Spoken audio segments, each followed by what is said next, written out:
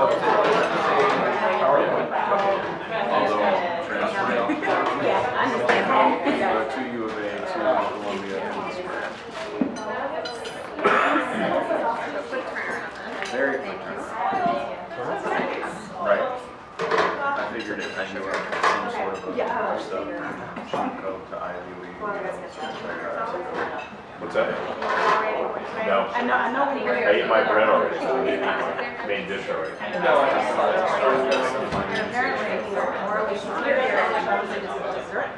right. I am morally superior, but so are you, sure? You didn't eat your dessert first. everybody except me. Oh yeah, I need to. We'll eat that first. Yeah, it's too early. One more. Originally, it was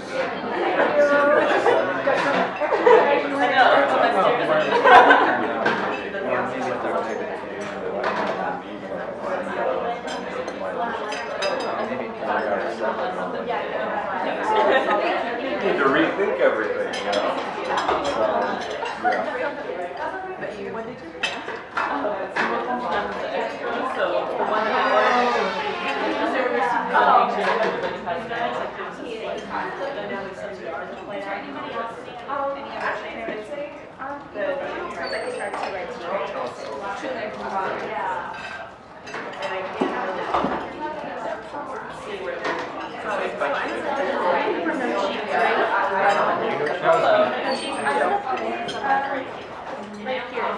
Yeah, perfect. Thank you very much.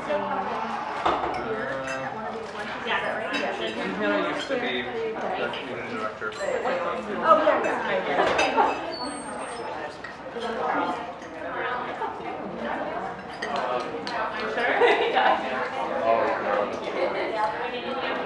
yeah.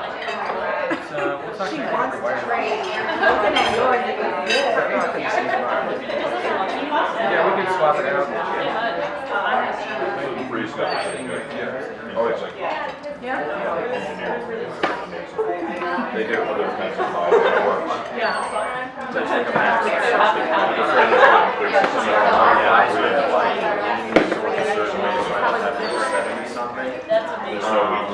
I mean, not different. It's not, it's just you have to be really clean to make sure it's okay. If someone will see that, will get sick with it when we start. Yeah. Yeah, I think so. They always So like crumbs on the table. Yeah, for sure. Like downtown campus? Yeah, and I'm always spared over. A knife.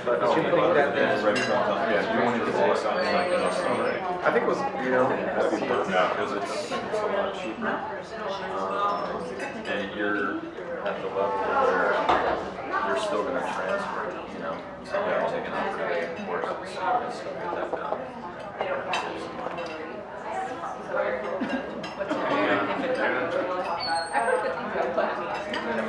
You know, I went older, and I could, you know, went back to just going to a USB. they really Go over to usual things. Give it like 10 seconds. like, oh, you need to turn on. Like, all right, so I'm dragging, like, screaming into it. So the volume's like, and then they have me like showing the fight to look at it. So it's just really encouraging along the way. And I wouldn't have there. And yeah, so like I was So you might as well just pull it. encourage them to do that. Scholarships like 40 grand. You need to be in the top 1.5% to get it.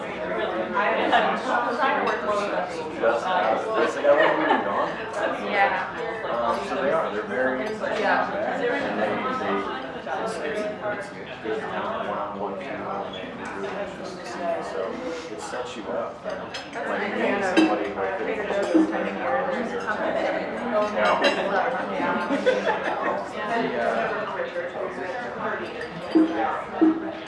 So I think they are.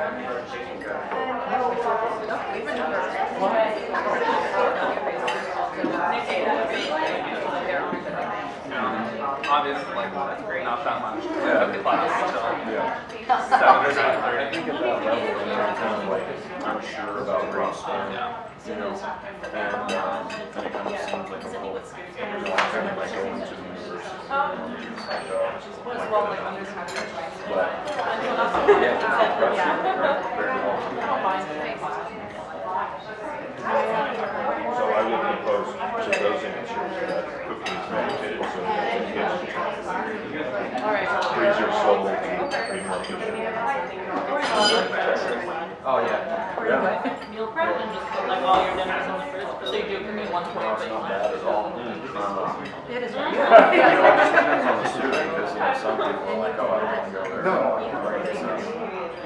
You know, if that's like a setting that you need. It's really good though. So you might want to Yeah, you better not get Take it. a bite of Or something. if you're trying to switch. All right, you're set. Yeah. So, And are you going to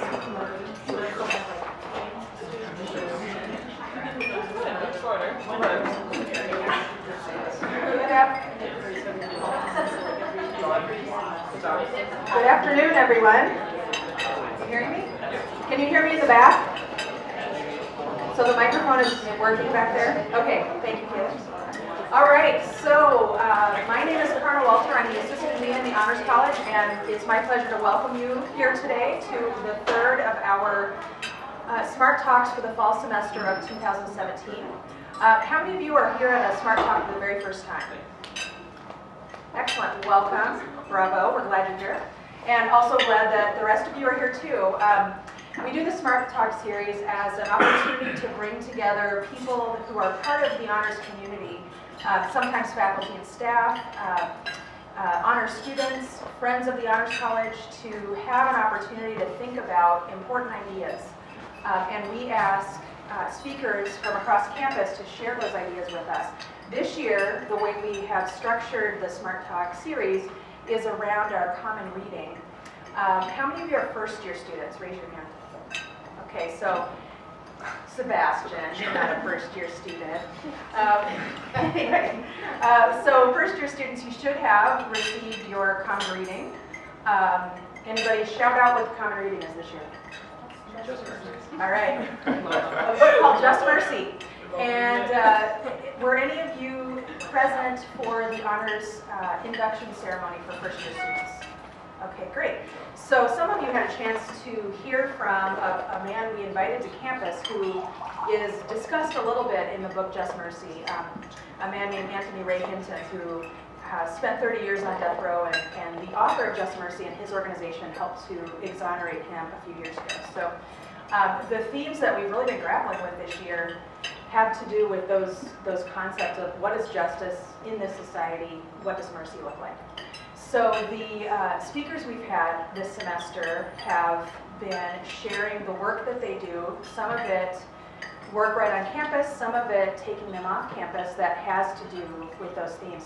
And we do have Marcia Klotz here. She was our first speaker. Can you raise your hand? So if you would have an interest in chatting with Dr. Klotz, she's involved with an endeavor from the university that brings courses to a local penitentiary, and so she could certainly talk to you about some of her experiences. Today, we are really excited to welcome Dr. Kevin Henry, who is new to the University of Arizona as of August, probably, right? Yeah, last August. Last August. So he comes to us having finished a PhD at the University of Wisconsin, and his expertise and his research has a lot to do with charter schools, access, and choice. And the description that I was reading about him talks about how his research pushes the boundaries of understanding state policies on school choice and addresses issues of race, access, and poverty. And his research intersects with a lot of the work that's happening on campus within his own college, and I'm certain extending beyond his college as well. So we invited him to serve as one of our speakers because his interests align really well with the book and the themes that we're discussing this fall. So would you please join me in welcoming Dr. Henry?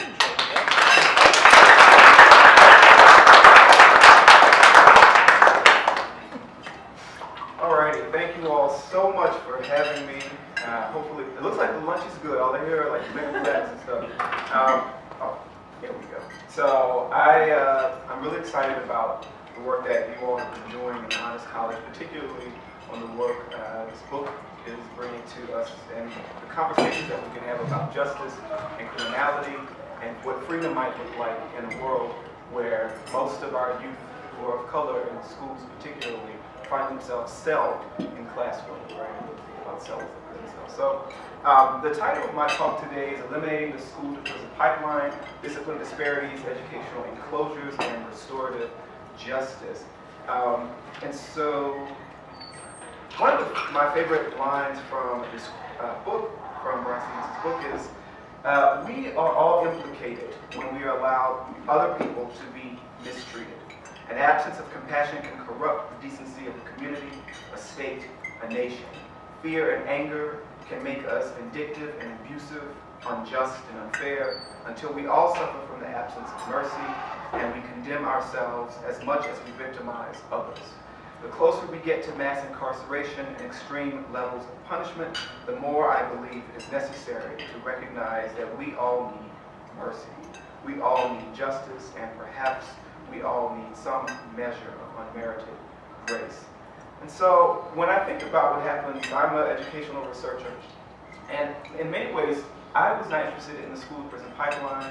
I was not interested in what was taking place in terms of pedagogically in classrooms, even though that's an interest of mine. That wasn't my initial research.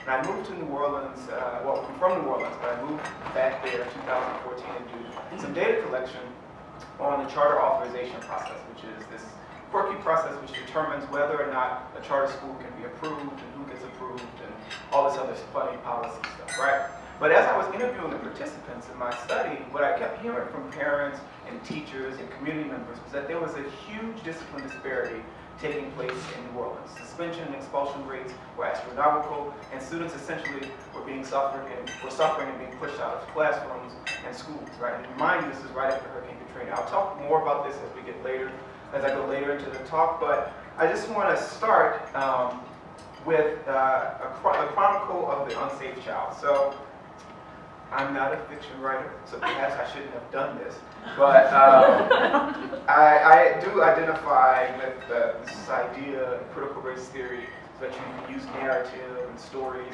to get across a point about policy or the way in which the world is operating. So I wrote this piece a few months ago, and hopefully it may not be entertaining, but we'll see what you think about it. So, the Chronicle of the Unsafe Child. She pulled the drawer out of the dark mahogany desk and ravaged its contents for the near-empty bottle of Tylenol. She popped 2 pills in her mouth as she pensively waited for her 4th grade class to return from lunch on this particularly hot day. Elizabeth, around 22 years old, a recent college graduate of the prestigious Friedman University in Oxford, Massachusetts, was a transplant to New Atlantis, a city she had known of but never visited until she moved there this past summer. Elizabeth was fascinated by the vibrancy of New Atlantis, the humidity that cloaked itself onto your being with unforgiving force, the rhythm with which language seemed to flow off the tongues of the locals, and the food with its intoxicating aromas and flavors that nurtured her past, present, and future.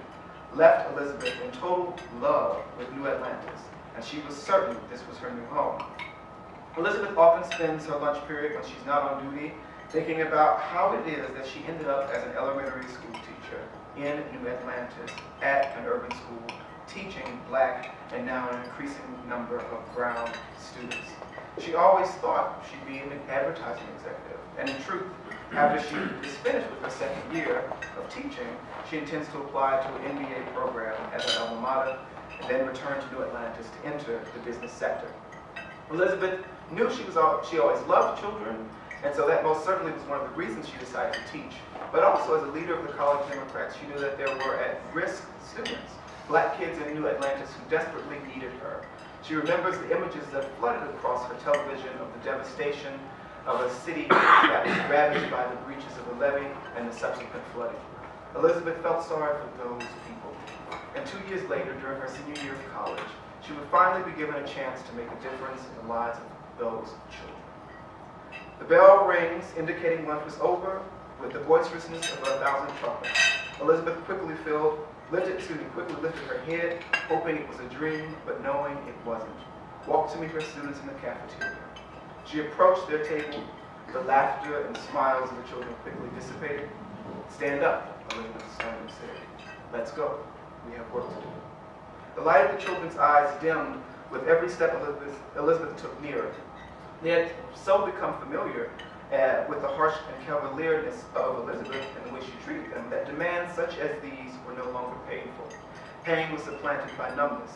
However, though not often, but one should say often enough in the eyes of administrators and teachers, students would bend the rules of compliance. They too needed to breathe, preferring childhood and its accompanying antics and its playfulness for somnambulating zombieism. The students, adorned in cotton white polo shirts with the name of the school and emblem just above their hearts, khaki pants for some starched just 2 degrees less hard than cardboard, and for others pants resembling that of the crinkled filler paper used for gifts or shipping, and for others simply perfection, or in other words, that which did not engender the dozens at lunch, and that was what they wore: black belts, black socks, and black shoes, and only that color, lest an infraction be given.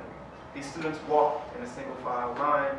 Their petite hands were to their sides, and they walked in this line, literally, as the school had it built into the floors, a line upon which students had to walk. Lines like these were never found in New Atlantis' elite schools, nor was the eerie, deafening silence that cocooned the hallways. The students arrived at their classroom, named after Elizabeth's alma mater, and as the students walked in, their little fourth-grade bodies began to fill the desks. The classroom's walls were a bright Aurelian yellow, and motivational messages from people the students did not know filled each quadrant of the room. Now, Elizabeth was very much intent on making sure that her students passed the state test, the Asteroid Test, as it were. And she begins by telling her students, "It is time to take out our pencils." And she ended with, "As we are anticipating the Asteroid Test." Now, no student actually anticipated the Asteroid Test. In fact, they dreaded the test. And how often would students capitulate to these demands? It was supposedly for their own good, tests that obliterated relevance and threw responsiveness to the wind. "Wayne, don't you think you need to be moving faster?" Elizabeth questioned disapprovingly. Wayne sat silently, never looking up at Elizabeth, thumbing through the pages, clearly en route to page 40, but not there yet. Elizabeth, frustrated with Wayne, asked again, this time more harshly, edging closer to his desk. "Wayne, don't you think you need to be moving fast?" Wayne looked Elizabeth in the eyes and responded, "I'm doing this." And before Wayne could finish his sentence, Elizabeth took the booklet from his hands and opened it to page 40. "There, now you're where we need you to be. Finally, Wayne." Wayne, embarrassed and offended, stood up, pushing himself up from the desk and chair, and said, "Miss S., that's not fair." Wayne, visibly upset, tears welling in his eyes, threw his pencil to the ground and sat back down. Elizabeth took this act as defiance, punishable defiance, and in her initial thought, this was a defiance that needed to be removed. Elizabeth thought, well, if he would throw his pencil, what might be next? The workbook, the chair, his desk. Elizabeth, a towering woman in comparison to her students, at the speed of light was back to Wayne's desk. "Wayne, this is unacceptable. And because of this, you will need to be removed from the space and removed from civilization. Get up now." Now, all students dreaded being torn away from civilization, as Elizabeth called it. It was Elizabeth's behavioral intervention. She thought, this will teach him and others to follow directions and to move, as I say. The closet in the back of the classroom, away from the class. That's where the uncivilized belong. Out of sight, out of mind. Wayne, whose feet now to anvils, reluctantly walked to the closet. While the closet was large, it was still, nonetheless, a closet. He sat silently as his classmates bubbled in A's, B's, C's, and D's on their accompanying Scantron. He sat quietly thinking about how much he hated school, of how he longed for a different kind of education. 1 hour had passed, and his classmates were still bubbling in answers, and by this time Wayne had fallen asleep. Elizabeth, walking up and down the aisles of her classroom, heard a knock on the door. Moving quickly, it was one of the custodians, Richard, a stout, older African-American man with salt and pepper locks to his shoulder. He told her to gather his class and prepare for evacuation. A mandatory code 4 it was. Elizabeth gathered quickly with her students, telling them to walk in a single file line to the designated space across from the school. Students quickly prepared for the drill, and as they were departing from the classroom, Britney tried to alert Elizabeth of who had been forgotten. "Oh, Miss S, is everything okay?" Elizabeth responded calmly. "Yes, Britney. We just have to take a little break. But let's pay attention because we don't want to miss something that's important now, do we?" "But Miss S," but before Britney could finish her sentence, Elizabeth shushed her, reminding her to follow directions and pay attention, or she would have to attend detention after school and be given the punish packet. About 30 minutes had passed and the gas leak could still not be contained in the class or in the school. It was then that Elizabeth she had realized the very terrible reality that was upon us. Elizabeth had forgotten about Wayne.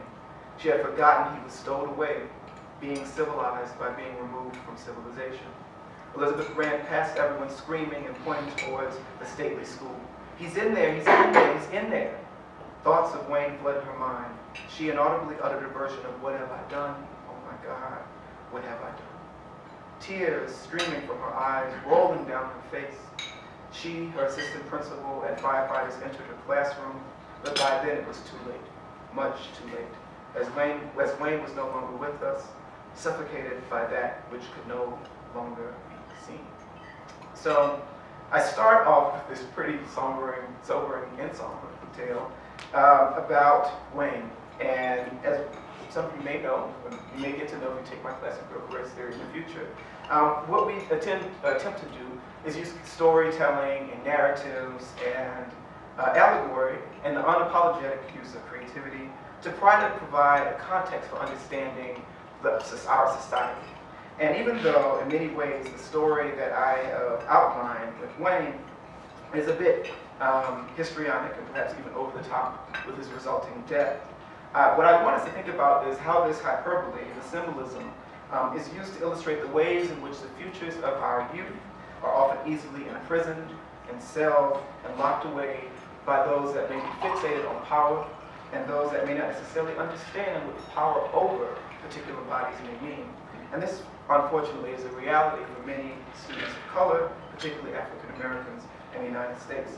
And so, when we think about the SchooltoPrison Pipeline, and of course, we didn't get it, he's locked away, he's in a cell, people die in cells, things of that sort. This is what I'm trying to get us to understand how schools become. Just in case I don't know. All right, everybody may have an English major. So, anywho, when we think about the SchooltoPrison Pipeline, and perhaps this is a bad metaphor, because there are others who have written about the pipeline as assuming that it's a straightforward path like a pipeline may go, and as opposed to thinking about how schools work in tandem in very complicated and complex ways to delimit the potential of our youth, right? And so often we think about this as policies that encourage police presence at schools, harsh tactics, including physical restraint and automatic punishments, resulting in suspension, out of school space or time, as well as in expulsions. So the example that I give with Wayne may seem kind of out of the place, but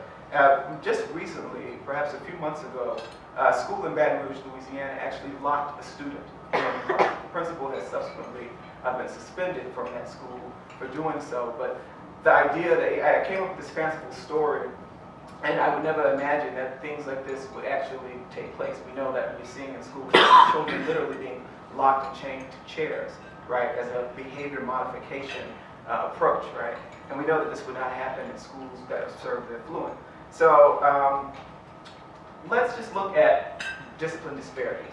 This is unfortunate when we think about what's happening across the United States. So we see that black children in preschool representing 18% of the population, yet they are 48% of the out-of-school suspensions, okay? White children, 43% of the preschool population, represent only 26% of the suspensions. Okay, so we see, if we look at these statistics, essentially how disproportionality and overrepresentation is taking place in our schools and educational spaces, right? We can look at girls of color, which are often forgotten in this conversation. So black girls are suspended at higher rates than any other ethnicity, okay? As well as for American Indian and Native Alaskan women, young women as well. So we see that this part of the conversation that often happens when we talk about SchooltoPrison Pipelines, that we focus on this black male that needs saving, like Wayne, which is true. Indeed, we can see that black students in general are suspended at almost 3 times that of their white counterparts. But what often happens is that girls of color, as well as students with disabilities, right, students that are differently able, are forgotten in this conversation. So what we think about when we think about what we need to do and what's happening in schools, in many ways this is quite frankly atrocious, because what we know is that juvenile crime rates are actually plummeting. So children aren't actually committing as many crimes as their 4 parents. So, you know, their parents and their 4 fathers and 4 mothers, right? So often we have, back in my day, we were respectful and this and this and that, but yeah, you all were doing more drugs and everything else, right? So in terms of when we think about crime rates, students and children of this generation actually are doing less, technically. But when we look at what's happening in schools, we see they are moving in the opposite direction, right? So we see that in suspensions, again, there's been almost a 10% increase since 2000, right? And they have more than doubled since 1970, suspensions and expulsions. So whatever has taken place since 1970, one could argue that the civil rights movement could be one such instantiation, or at least reason why we're starting to see these. And what we mean by that, there's a wonderful book that talks about how it's called Incarcerating the Crisis. And the author, his name's escaping me at this moment, but he writes about how with the advent of the civil rights movement, with these movements around race, around gender, around class, and redistribution of inequality, or excuse me, of wealth and power in the United States, also comes with the growth of the criminal justice system and incarceration, right? So we know that we have a war on drugs that takes place in the 80s with Reagan administration and otherwise, right? And this war continues, right? So the continued criminalization of bodies and populations that have often sought to extend the franchise in the United States, and more precisely, reassert their humanity, right? So we see that the caging and the selling of particular bodies also coincides with the expansion of what we presume to be the expansion of civil rights in the United States. So that's nationally, but of course we live in Arizona, so we should figure out what is actually happening here. And so I wish I was this creative to make a graphic that had color and people and things of that sort, but this is from the American Civil Liberties Union in Arizona. And so what we see, Native American students in district schools communities are 10 times more likely than their white counterparts to be suspended. African American students in charter schools are 8 times more likely than their white peers to receive out-of-school suspensions. Latino students are 6 times more likely, and students with disability in elementary schools are twice as likely as students without disabilities to receive in-school suspensions. We see in TUSD, for instance, about even though African Americans represent about 7% of the school district, they represent almost 16 to 17, closer to 17% of the in-school suspensions and out-of-school suspensions. And the same can be said about Native students as well. So we see that these disparities are taking place, and it's not just in Arizona. This is a national trend in New York. And so I focus on charter schools, so most of my comments will be focused on charter schools. But in New York, for instance, we see that of the 50 schools with the most suspensions in the city, 45 of those schools are charter schools. And the same could be said for DC, clearly New Orleans, which I'll be talking about, and elsewhere. So educational enclosures. So this idea of, when you think of an enclosure, what do you think of? Anybody? Anyone? It was Ferris Bueller's Day Off. Anyone? Zoo, prison. Zoos, prisons, a fence, Walls. walls. Okay.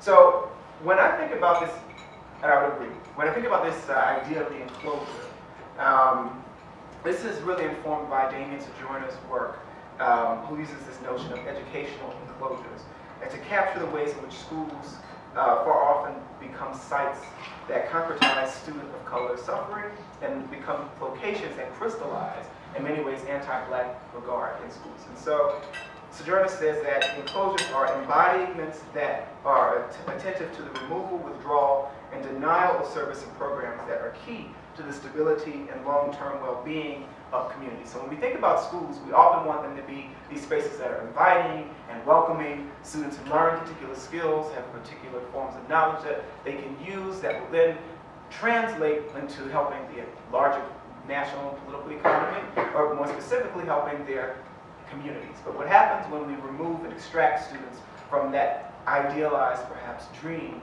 of American education, right? And so this is what Sojourner is getting at, and how we enclose students in many ways, cocoon them, or rather, more people not cocoon them, straitjacket them, I should say, in ways that make them seem crazy, make us seem crazy, but don't actually challenge the system which allows for students of color to be seen as criminal, or to have, in many ways, harsher discipline policies enacted against them. So I think about Kathleen Nolan's work, and she says the lived experience of many students can be better understood through a nuanced description of daily life rather than the pipeline metaphor. And I had a video, we're not gonna, let's see. I do want you to see just a clip of this. Some of you perhaps have seen it already.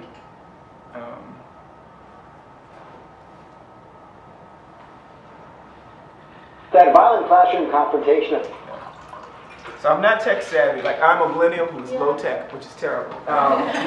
So,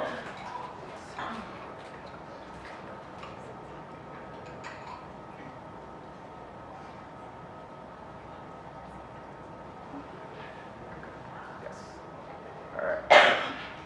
So this is what I want, when I talk about what happens inside schools, I want us to just briefly see what I mean by when we talk about disproportionality, when we talk about how we treat students, okay? Police officer on duty at a high school caught on camera slamming a student to the ground before arresting her.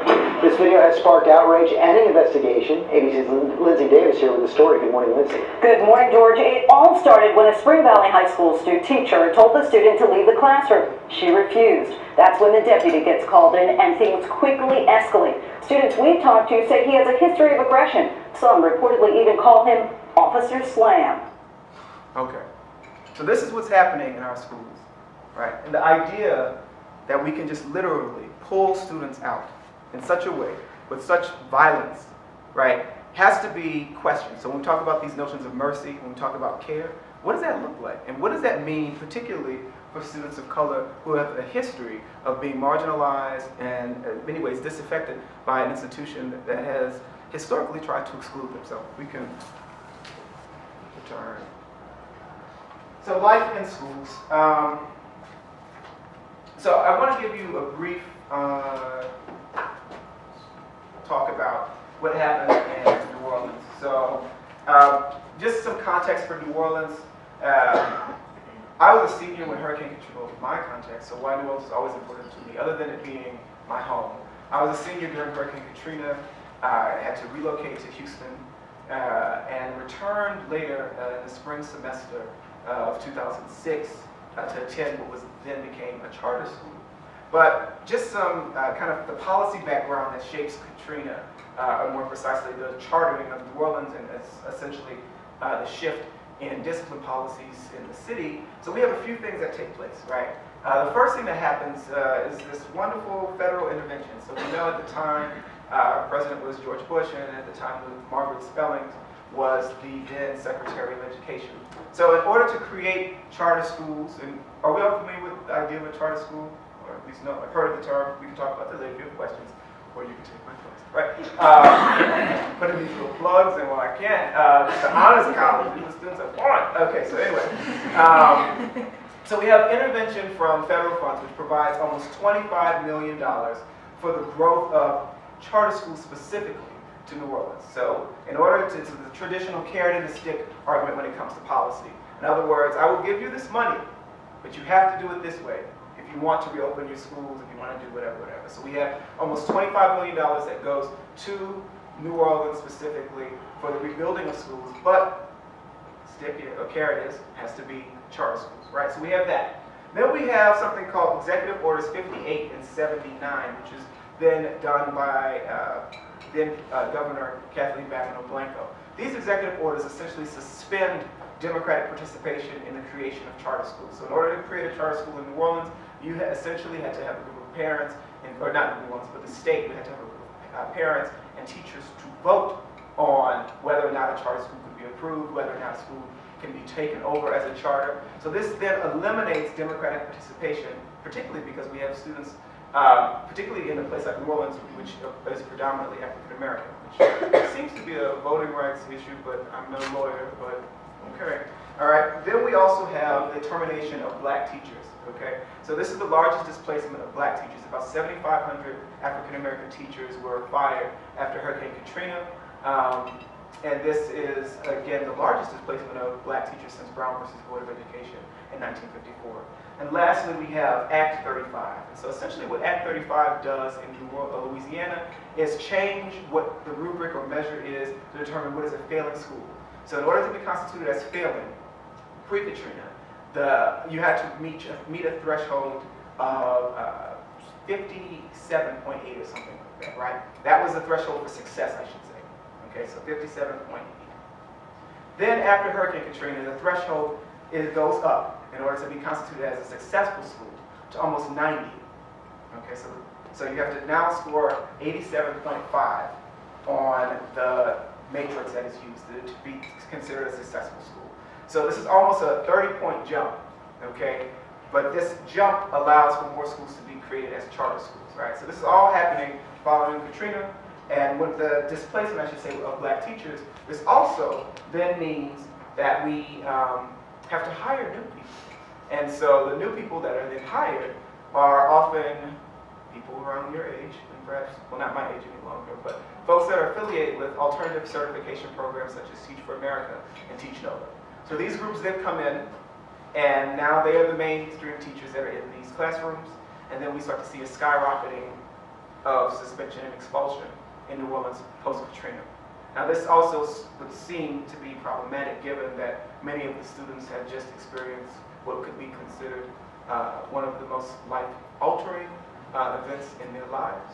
In fact, people were literally living in cars during that time. I returned, I was fortunate to live with a teacher. I had colleagues, friends who were living in cars, right? I can't even imagine what that would mean. Right, so we have students that who are living in transient poverty and who have essentially severe housing instability, right? To say nothing of losing family and everything that they know. And this is the context that's shaping the discipline practices. So I actually don't want to leave on this kind of negative note, but we have students who I love who decided to stage a protest, a form of resistance. And so students at Carver Collegiate and Carver College Prep decided to have a walkout at their school. So they have media there. There's some in groups from national organizations, NAACP as well. Because again, in Carver, I should say, the suspension rates, they suspended almost 70% of their students in 1 year. Okay? So the list of demands, so what I'm about to present to you are some of the lists of demands from these students, right? So they say we get disciplined for anything and everything. We get detentions or suspensions for not walking on the taped lines in the hallway, for slouching, for not raising our hands in a straight line. The teachers and administrators tell us this is because they're preparing us for college. But walking on tape does not prepare us for college. It trains us for the military or worse, for prison. If college is going to be like Carver, we don't want to go to college. Now this is in the midst of a college-going culture, right? All the new literature and education, you have to make sure students feel like they should go to college, so put a flag up of your alma mater, and all, but the context, the culture of the space, you can have as many adornments on the wall as you may want, but the culture of the space does not provide space for students to feel safe and welcome. They go on to say we get suspended for trying to ask why we must do certain things. Teachers consider this to be disrespectful, and it is the most common reason we get suspended from school. Sometimes teachers take things as disrespect when they aren't meant to be disrespectful. Asking questions about why something is done a certain way shouldn't be considered as disrespect. We want to know why we have to do certain things. We want answers, and suspending us for asking questions is an appropriate response. I'm going to skip over. They begin to talk about discipline policy and some of the school policies and how the teachers is a cultural mismatch in those spaces. But I want us to move to something a bit more optimistic what we're starting to see in schools.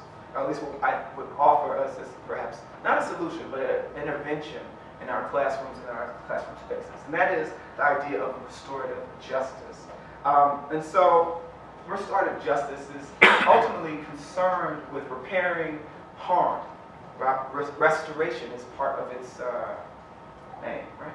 And so I like this example of this kind of, in restorative justice, there's a process of restorative circles that is used, and we can talk more about that.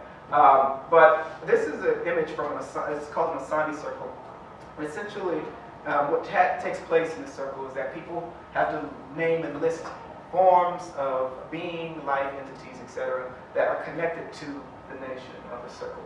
Okay? And if you stumble or you can't come up with one, then you're eliminated from the game, right? You have to keep going, right? But the idea of connectivity becomes central. The idea of community becomes central. And there's this one example that I love of this. It's this story of an anthropologist, and some of you probably have heard this. And he visits a West African village. And essentially, what he tells the children is he has a group of children, and he says that he places a basket of fruit. Further, has anyone heard this story before? Okay, I'm going to say it anyway. All right. He places a basket of fruit at the end of some terrain. It's near a tree or something. And he says, whoever gets to the basket first can enjoy the fruit. Okay? Now, this is part of our kind of Western logics of competition and how we want to be the best and win. I want my gold medals and stars and stickers and all these other wonderful things. I want to be Cardi B, everything nice. Right, all these things, right? And so what the youth or the children decide to do is actually run together, linked in arm in arm, in order to get to the basket. And the point that he asked them, well, why did you do this? So the youth say, well, because if I have something and no one else has anything in my community, then that's painful, that's hurtful. I don't want that for them. So we can all enjoy this. And so when we think about restorative justice and restorative practices, it's about recalibrating what we consider to be the norms in our schools. How do we consider violence? How do we consider people that may be offenders and people that may be victims? And how might we recalibrate the relationship between offense and restoration? So again, part of the work of restorative justice is to fix this severing that takes place. Now, I always use this example. Lolo's in my class. This teacher, I don't know what you're calling it. But anyway, I use this example about the severing from the head of the body. And thinking about these notions of Western Enlightenment, and particularly how specific bodies are seen as less than, and more specifically in this example, how Africans or enslaved Africans are considered property, objects, non-beings. The mind, the body split. The body is thought of as a worker space, and the mind is something that's reserved particularly to, at this time, white men who were property owners, right?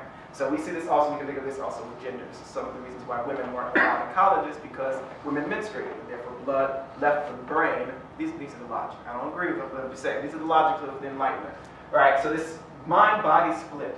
And when we are able to then say that someone is an object, someone is not human, or we can dehumanize people, that allows us to do certain things to people that we wouldn't otherwise be able to do. So when we think about how dehumanization plays in to discipline disparities, how certain students are seen as criminal or inherently violent, right? This is a form of dehumanization. Does not allow for their being to actually exist, right? So when we think about restorative work, it's about bringing this into being, making people whole, right? We know people are already whole, but making sure that educators and those in schools can see the wholeness, the humanity of the youth that they're working with.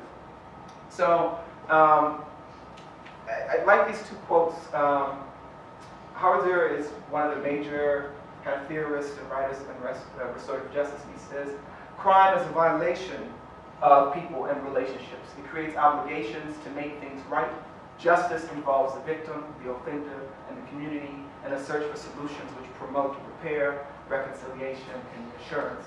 Then Maisha Wynn goes on to write, restorative justice is a victim-centered approach to harm that repairs, shifting the focus from punishment to the process of making wrongdoings right through peacemaking, keeping circles, restorative case conferences, and other methods that require face-to-face interactions between those who experience harm and those who cause harm. So again, what restorative justice is attempting to do is to reform what we see as discipline policies. As opposed to it being solely punitive, you do something wrong, they kick you out, no questions asked, zero tolerance for that type of behavior. It attempts to refocus the lens in school to repairing harm that's done. So if I hurt someone, I have a responsibility to fix that hurt, not just to be extracted from the space. Right? That's a new logic, or it's not a new logic, in fact I should say, restorative practices are often informed by indigenous understandings and epistemology, so it's not a new phenomenon, it's newer in schools. So again, what does this mean? So people have to think about, in schools, I'm in education, so it's a practice-oriented field as well. So to understand the harm and develop empathy for both the harmed and the harmer. So if someone hits you, I can't stand them, I extract them, I bomb them, whatever, right? I get rid of them. But we have to understand the humanity, the mutual humanity of other people. To listen and respond to the needs of the person harmed and the person who harmed, okay? To encourage accountability and responsibility through personal reflection within a collaborative planning process. So it's not that you just get away and it's silly, I don't have to be responsible for the things that I've done, but it's about how do I restore and fix this in collaboration to build community, right? It's often easier said than done, right? But what also happens is that restorative practice is about changing the culture of a space, changing the culture of a school. So I went to a meeting yesterday, and one superintendent who's a former alum of U of A goes on to say that schools, we have all these new things that take place. We're going to put students in blue lines and a green space and whatever, but all that is for naught if you do not change the culture of a space. It will be swallowed up. Policy will be swallowed up into culture. To reintegrate the harmer into the community as a valuable contributing member. Okay, this is essential. So there's another West African kind of story. I'm going to stop so we can talk and entertain some questions, but there's a valuable West African story that talks about when someone has committed a harm to the group. As opposed to saying, I can't stand you, you're a terrible person, how could you do this? What has been done to the person is that the community comes into being and reminds them of who they actually are, who they can actually be. So as opposed to saying, you need to get out of our communal space, to say, we need you here. You are valuable. How would you do this? How could we live in this society without you? We need your presence. We need your being. That's a shift from saying, get out. We don't need this type of behavior. It's about restoring the relationship and understanding everyone's humanity, even those that we think are unlovable. Okay? To create caring climates to support healthy communities, and to change the system when it contributes to harm. So these are just some questions that I often ask teachers. So what are you modeling in your own school? What types of behaviors are we engaging in? And I'll stop there because this is more, so these are questions that we can ponder, and I want to talk to you all a few minutes, or at least entertain some questions that you might have. So thank you for having me here. And thank you for, thank you.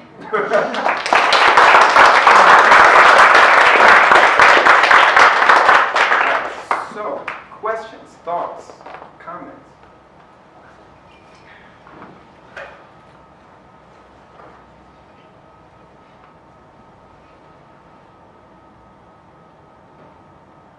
I'm trying to think of like how to word this specifically, so if I stumble, be patient with me.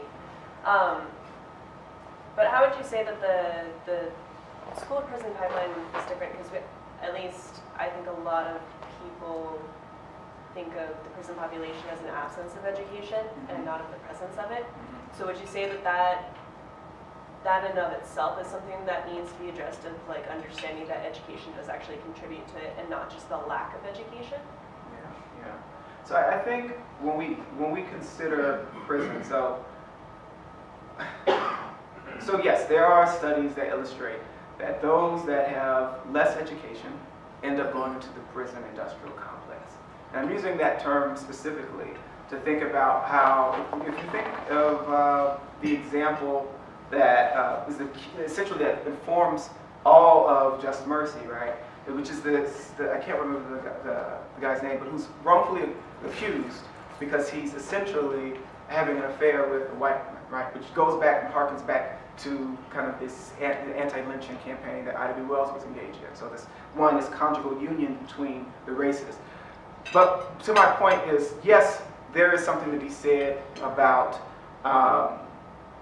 not having enough education and that contributing to the prison industrial, and contributing to you being imprisoned, right? So then because you don't have the formal education, then you may then begin to engage in extra legal activities. Perhaps that might be selling drugs, perhaps that may be whatever, right? And so therefore that essentially puts a target on your back, and so therefore you are then imprisoned at high rates. But when we think about the United States as being the largest imprisonment state, then we have to think also about there's actually no rationality behind it. So even though you can be imprisoned, this is where I'm going back to the example in Just Mercy, this man was actually quite successful in the community. He wasn't someone who was the ideal prisoner, whoever that ideal prisoner is, but this person who doesn't have education, who doesn't have access to wealth. He is actually someone who was a solidly middle-class person, right? And is still imprisoned, not based off of fact, but based off of logic. So when we think about how imprisonment works in the United States, and that's why I say it being the prison industrial complex, it's larger than just say we need to make sure that students have access to education. Certainly they must, but we also have to change the culture and the structures that say that certain populations are predisposed to criminality, or certain populations, regardless of their educational attainment, should be stopped and frisked. I mean, these things, no one knows when I'm walking down the street that I'm a professor, right? I mean, it doesn't matter. But because of my embodiment, right, then I am seen in a particular way. So the education realm, yes, it's a yes and it's an and both, I should say. That's a long way of saying yeah, brevity is the soul of the wit. Okay. At the beginning of your talk, you said that like juvenile criminal rates were going down, and I by no means support like that idea of how they discipline students, but do you think that might be a result of how they're disciplining students? Like it's actually healthy? No, I don't. I get what you're saying. Yeah. So, right, like the idea of juvenile crime, but again, when we disaggregate that data, so I should have talked about the racial demographics, right? So juvenile crime rates are going down as a nation, and I should have been more clear with that. And that's going down specifically for white students. We see that students of color are still, and people of color are still being imprisoned at higher rates than their white counterparts. So I should have clarified that, and that's a wonderful question that allows me to do so. So we see the numbers of our, if we look at the demographics, racial demographics in prisons across the United States, we see that we are incarcerating more people of color. We're incarcerating more people in general, and we're incarcerating more people of color than we did in 1970, 1960. Got an email.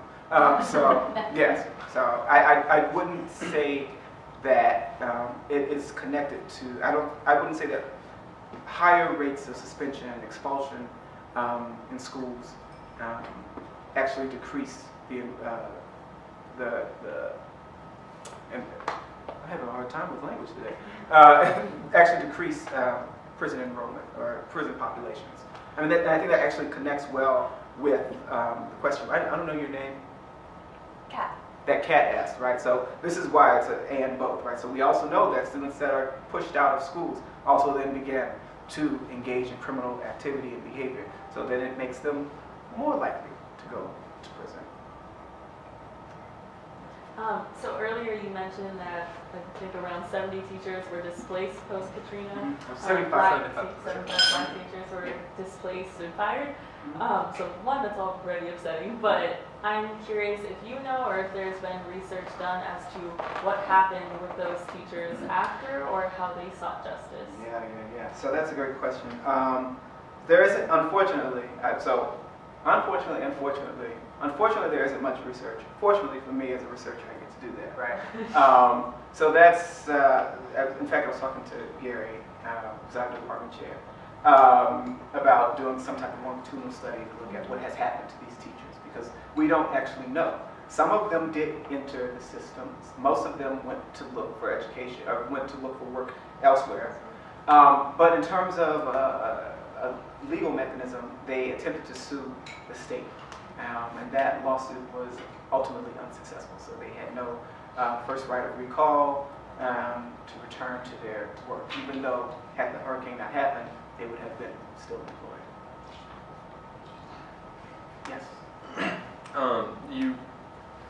When you said at risk, you put it within quotation. I can't stand that term. I help tutor youth and that are labeled at risk. And I was just wondering, is there a better label or something, or can we just call them kids? Or yeah, I yes, thank you. What we call people matters. Imagine if I walked into this room and said, "Oh, hi, you aren't the honor students. You all are at risk," right? And my former advisor always used to do this. She would come into a class and she would say, "Well, you at-risk students may have a very difficult time during this PhD process, and you at-risk students may have a really difficult time at reading some of this dense material. And you at-risk students don't know how to navigate this campus because you're new to this space, and therefore you may not be able to get to your class on time because you're at risk."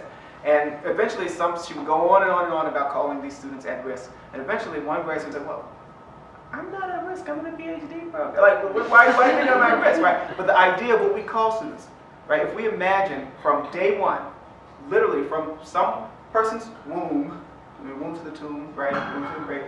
Like, if we start labeling students, that matters, right? So I prefer the term youth when we're talking about folks. And I also, if I'm going to use at risk, I talk about, or I use the term placed at risk, which is different because in some ways there is a level of vulnerability that students that are living in and trying to survive and thrive in spaces that ultimately are intent on their destruction. So there is a level of risk, at-riskness there, right, even if we have to use that term. But they're placed at risk by larger structural barriers that ultimately lead to their vulnerability. So thank you for not doing that. It matters. Language matters. There may be some folks who need to leave, and that's fine, but if we have a couple more questions, we can still address a few more. Yes. It was a really great presentation. One thing that really struck me as you were talking was how Katrina really gave a green light for this process of charterization.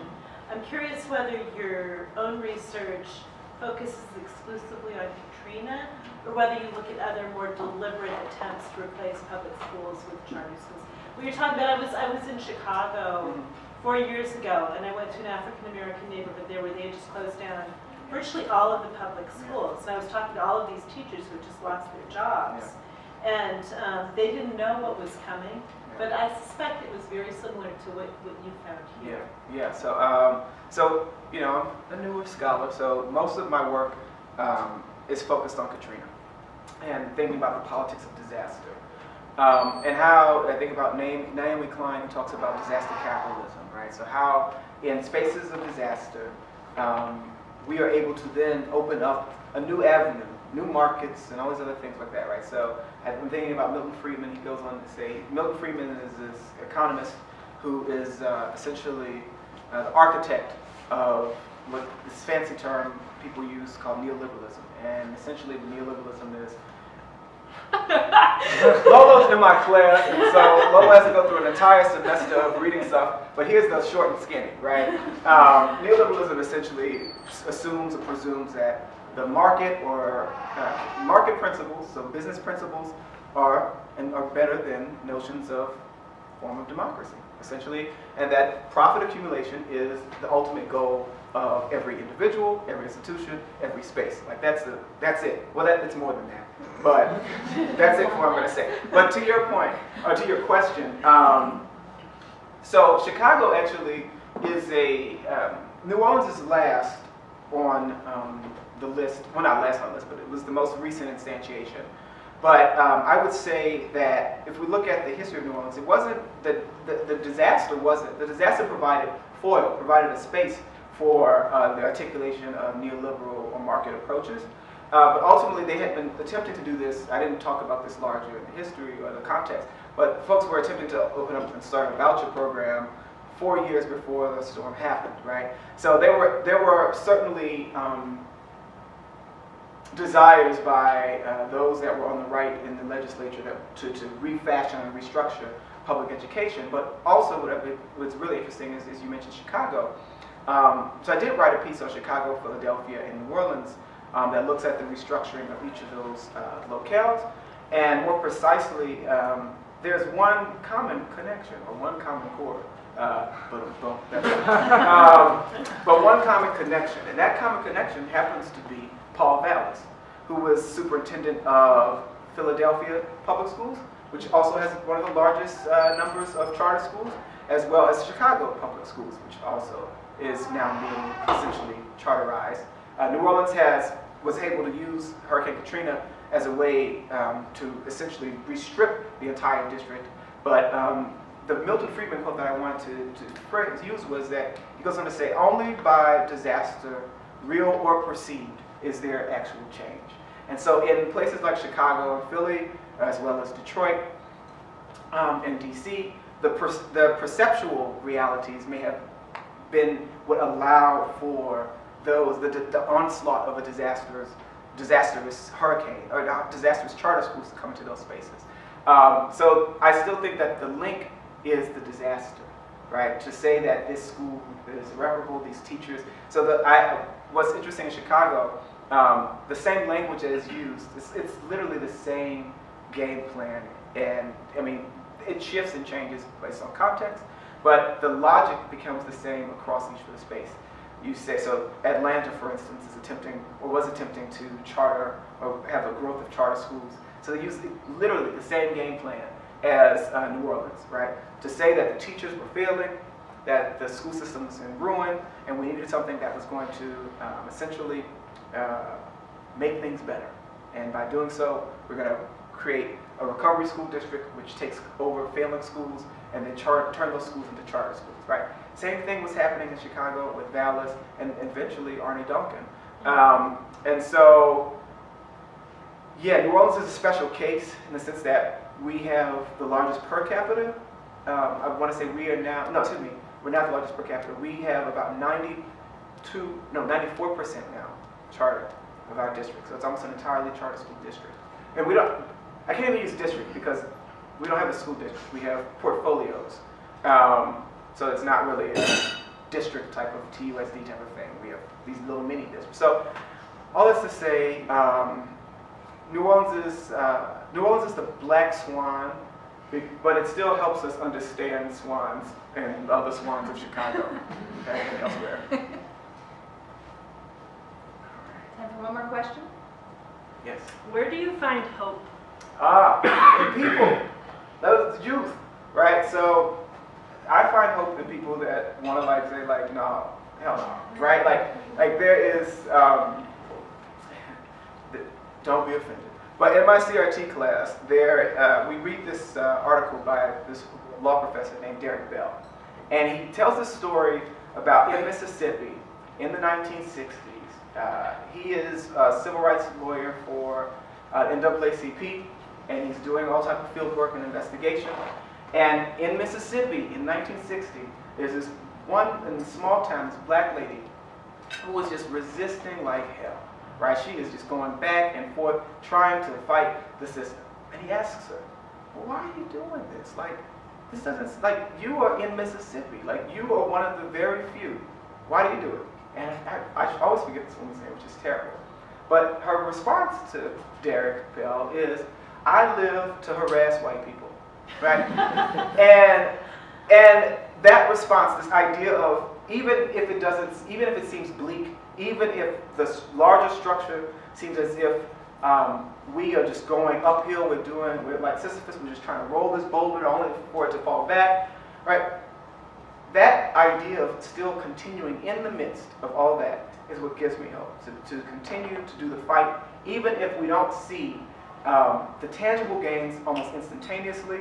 But I think what gives me the most hope is seeing people resist, seeing people find creative ways. So after the students protested and had all this but local coverage, what we began to see was restorative practices being implemented in schools, right? And that gives me hope. Now, still, New Orleans still has one of the largest disparities, but we're starting to see that people are trying to do something different. And that is what gives me hope. The social structures are large, and they can be damning, they can be deafening. But I also think that we are able to change these processes, right? That there is a thing as human agency, and that we can form a sense of resistance and desire about what we may want and what we want to do. I mean, we can think about how people are mobilizing in this historical moment after the election of our 45th president. And so there are people that are attempting to fight inequality as best as they can, and that is what keeps me going. So, thank you. Yes, I do have. Yes, absolutely. So thank you for an intriguing conversation, and if any of you would like to chat with Dr. Henry, he's got a few minutes to stick around. So thank you all for coming. Thank you.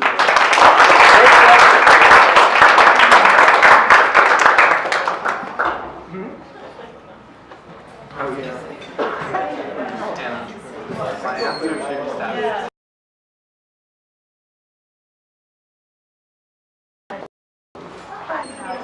Let's